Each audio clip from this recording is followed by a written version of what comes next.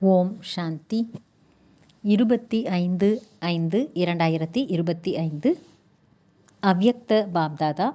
Revise date 4/9/2005 Madhuban. அறிவுரை கொடுப்பதுடன் கூடவே மன்னிப்பு மற்றும் கருணையை தன்னுடையதாக ஆக்கிக்கொள்ளுங்கள். ஆசீர்வாதங்களை கொடுங்கள் மற்றும் ஆசீர்வாதங்களை பெறுங்கள். அப்போது உங்களுடைய வீடு ஆசிரமம் ஆகிவிடும். அறிவுரை கொடுப்பதுடன் கூடவே மன்னிப்பு மற்றும் கருணையை தனதாக்கிக் கொள்ளுங்கள். அதாவது மன்னிப்பையும் கருணையையும் கொடுங்கள், ஆசீர்வாதங்களை கொடுங்கள் மற்றும் பெறுங்கள்.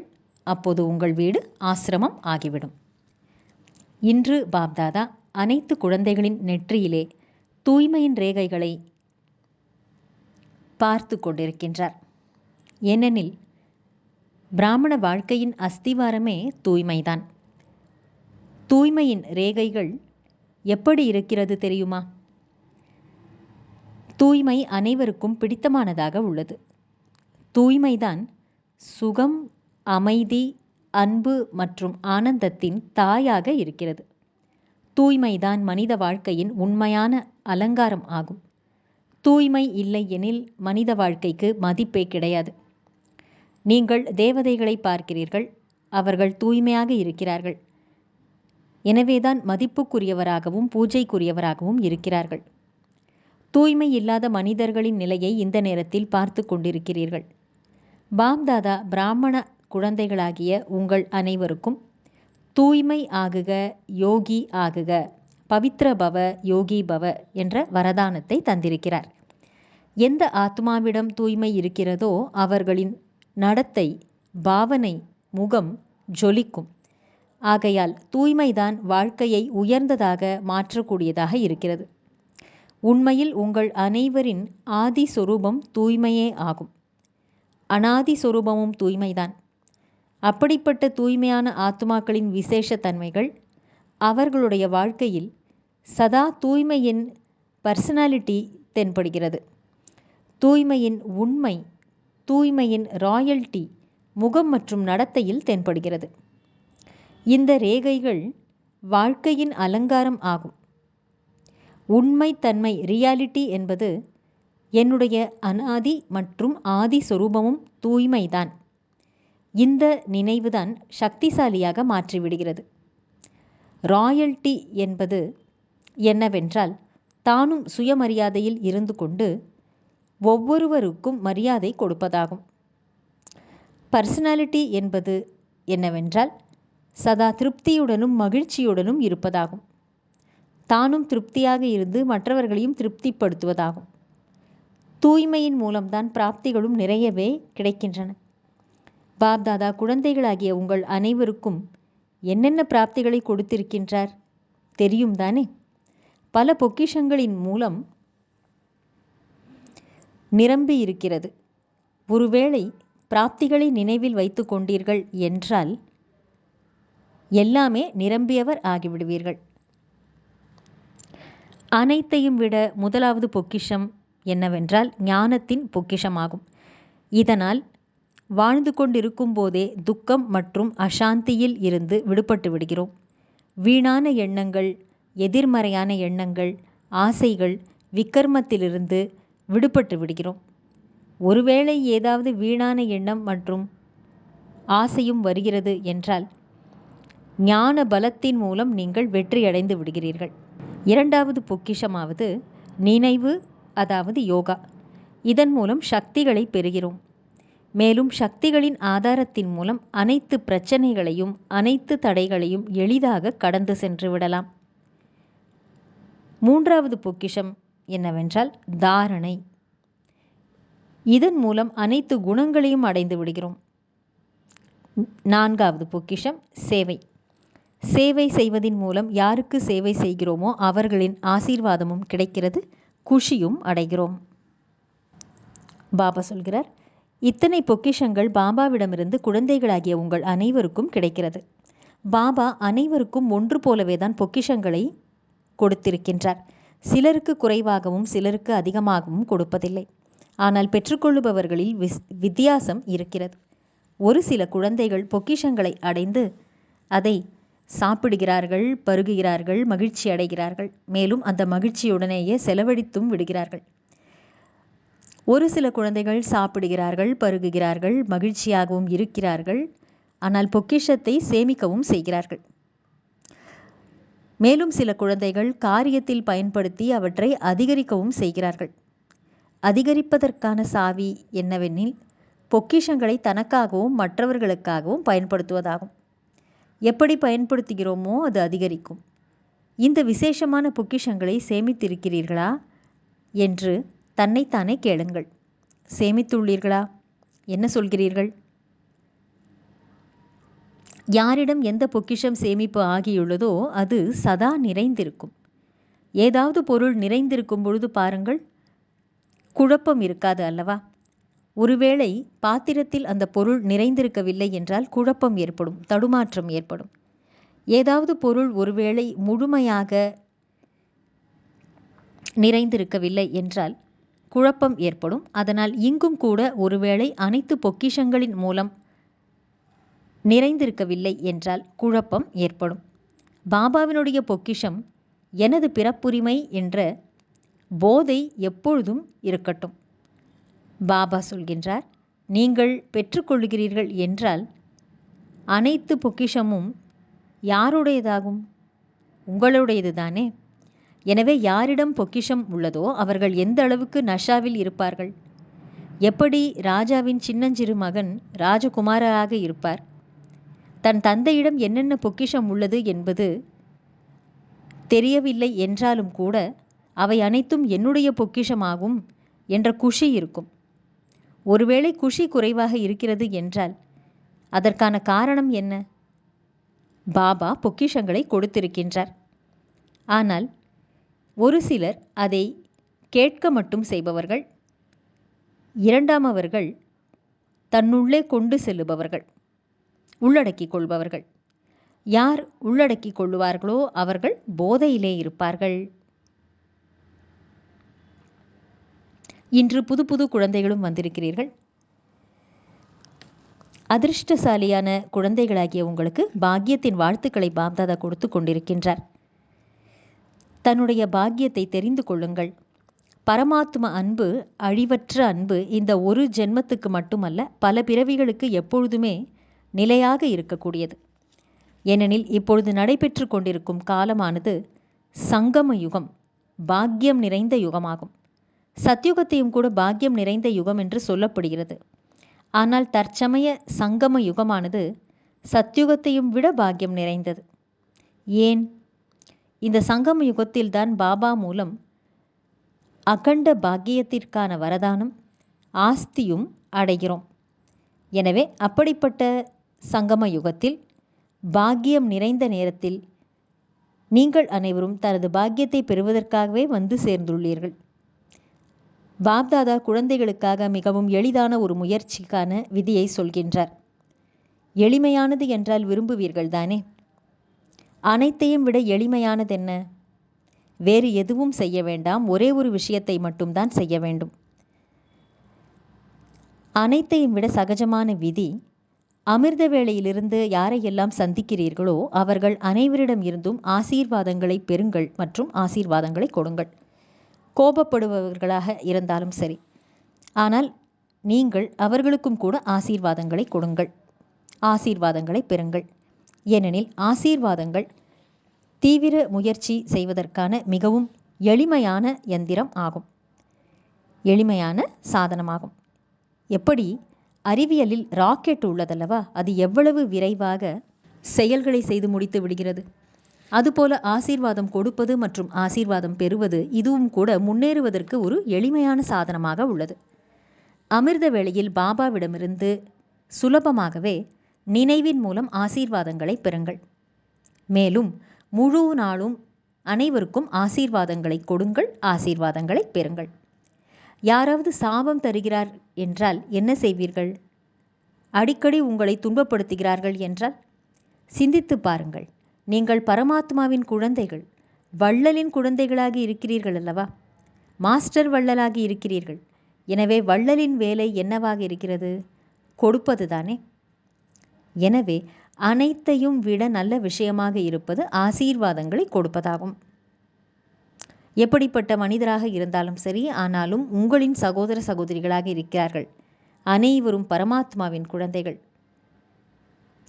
என்னுடைய ஈஸ்வரிய சகோதரனாக, ஈஸ்வரிய சகோதரியாக இருக்கிறார். அவர்களுக்கு என்ன தருவீர்கள்? சாபம் கொடுப்பீர்களா என்ன? பாபா என்றைக்காவது சாபம் கொடுத்தாரா என்ன? கொடுப்பாரா? கொடுக்கிறாரா? ஆமாமா இல்லையா? சரி, இல்லை என்றாவது சொல்லுங்கள். ஒருவேளை சாபம் கொடுப்பவர்களுக்கும் கூட நீங்கள் ஆசீர்வாதம் கொடுக்கிறீர்கள்.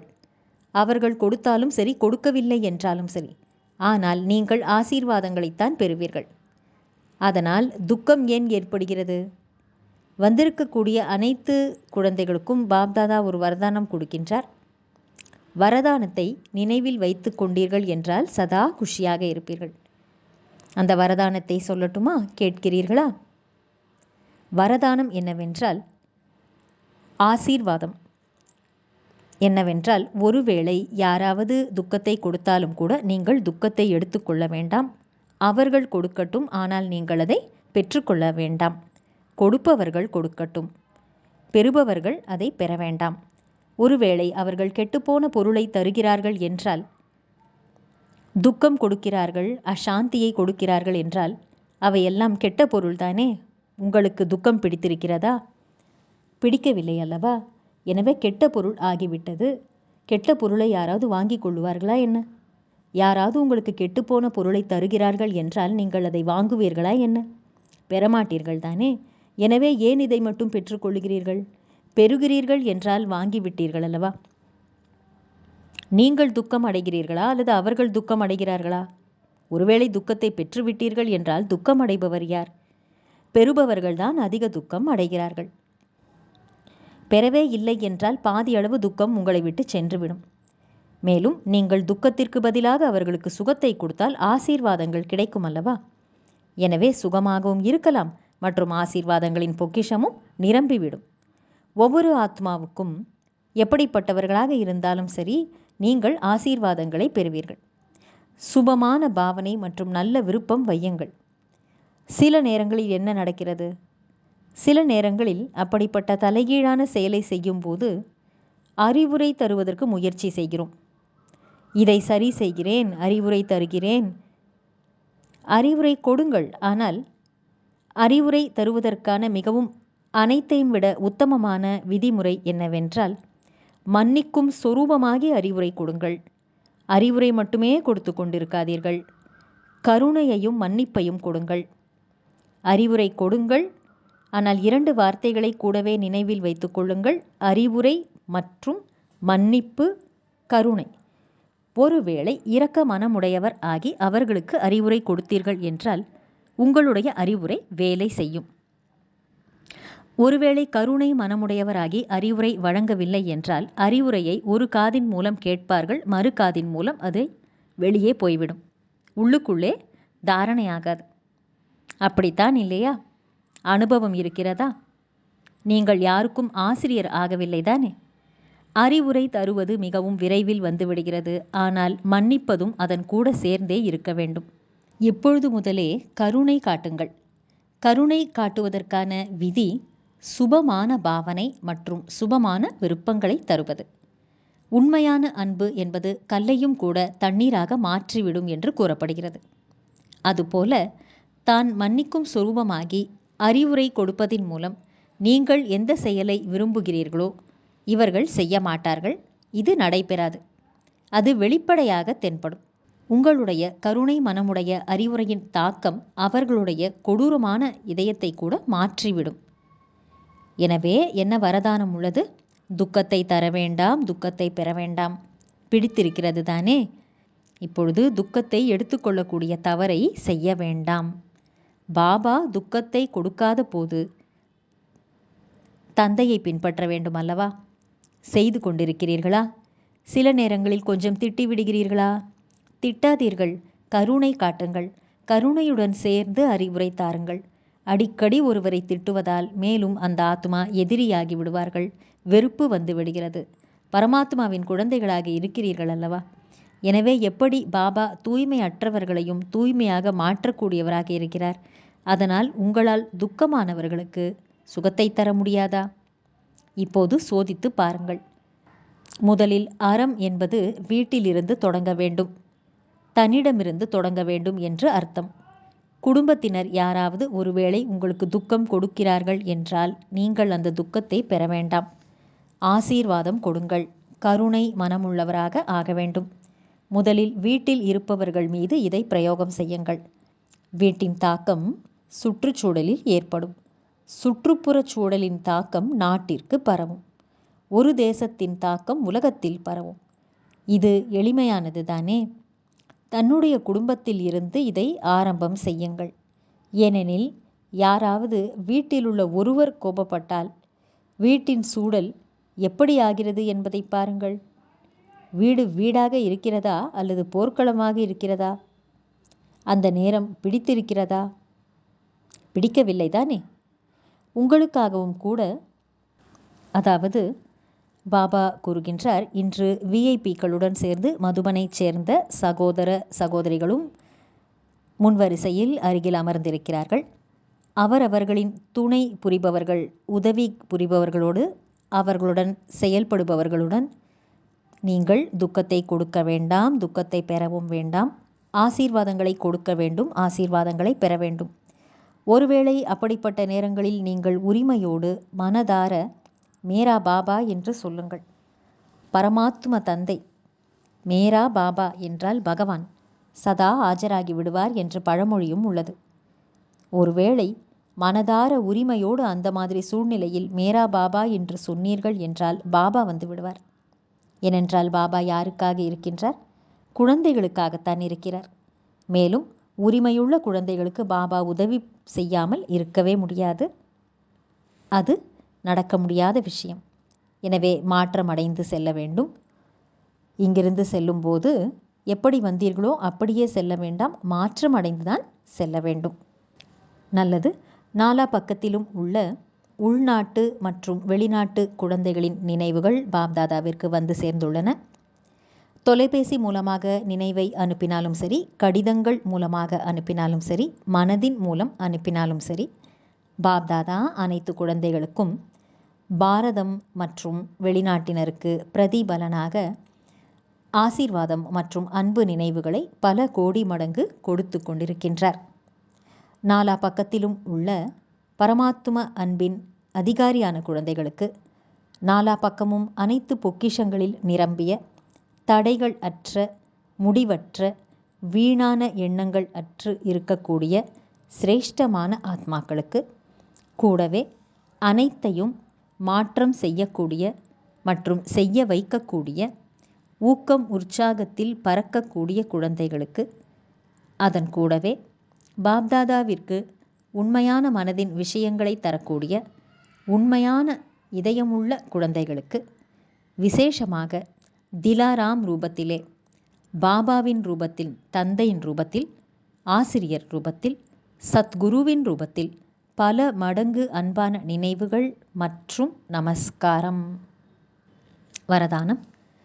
அலைந்து கொண்டிருக்கும் ஆத்மாக்களுக்கு சரியான குறிக்கோளை காட்டக்கூடிய உயிரோட்டமுள்ள லைட் ஹவுஸ் மற்றும் மைட் ஹவுஸ் ஆகுக. விளக்கம். அலைந்து கொண்டிருக்கும் ஆத்மாக்களுக்கு சரியான குறிக்கோளை காட்டுவதற்காக நீங்கள் நடமாடும் லைட் ஹவுஸ் மற்றும் மைட் ஹவுஸ் ஆகுங்கள். இதற்காக 2 விஷயங்கள் மீது கவனத்தை செலுத்துங்கள். 1. ஒவ்வொரு ஆத்மாவின் விருப்பத்தை பகுத்தறிவது. நாடியை தெரிந்து கொள்வதைத்தான் தகுதியுடைய மருத்துவர் என்று கூறப்படுகிறது. அதுபோல பகுத்தறியும் சக்தியை சதா பயன்படுத்துவது. 2. சதா தன்னிடம் அனைத்து பொக்கிஷங்களின் அனுபவத்தை நிலையாக வைத்திருப்பது. சதா இந்த லட்சியத்தை வைத்து கொள்ள வேண்டும். சொல்வது மட்டுமல்ல, ஆனால் அனைத்து சம்பந்தங்களின், அனைத்து சக்திகளின் அனுபவத்தை செய்ய வைப்பதாகும். ஸ்லோகன். மற்றவர்களை சரி செய்வதற்கு பதிலாக ஒரு தந்தையுடன் சரியான கனெக்ஷனை வைத்துக்கொள்ளுங்கள்.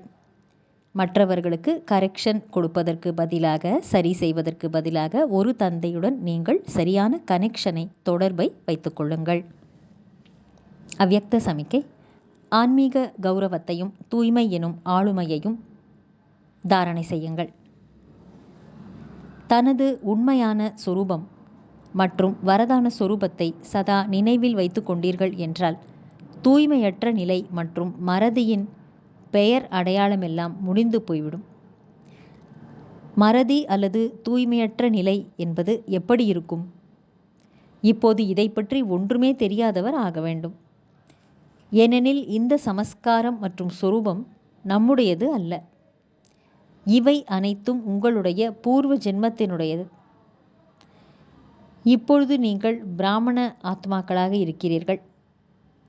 அவை அனைத்தும் சூத்திரர்களின் சமஸ்காரம் மற்றும் சொரூபம் ஆகும்.